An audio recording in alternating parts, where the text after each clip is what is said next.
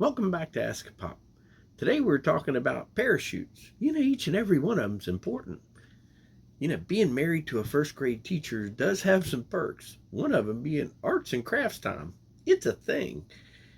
Come on. Don't you wish you could do it too? That kind of leads me to the post. I promised my beloved that I was going to help her cut out 28 parachutes if I had the time. I had a little time, extra time. I had been up since 1 o'clock the night before starting work. My eyes were starting to cross, but I had promised her about those parachutes. It was time to sit down and start working on them. Like I said, my eyes are starting to cross, but before I made that first cut, I happened to glance up at some figurines that Big Little Bit had made for me years and years ago. And I thought about these parachutes, and I thought maybe just one of these parachutes might end up making pride of place on a refrigerator. When some proud kid would bring one home and give it to their mom or dad, saying, "Mom, look at what I did today at school."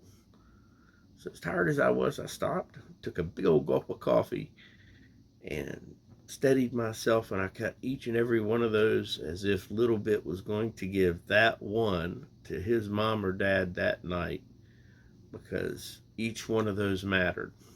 Now, is this post about my mad crafting skills today?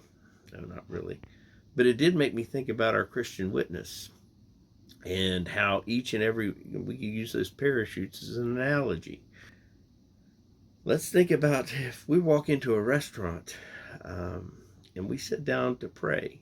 Somebody on the other side of the restaurant could see us sit down and bow our heads to pray. That person maybe have, without ever knowing us, might have been on the fence about saying yes to Jesus, and saying, what would people think of me? And see the fact that you just made that public display.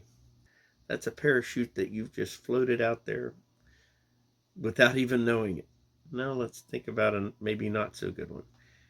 You might have been witnessing to somebody for a day, a week, a month, maybe even a year, and then you're having not such a great not such a great day yourself, and you go to the grocery store, and a can of beans falls on your toes, and just as you maybe say something that you wouldn't say in church, that person comes around the corner.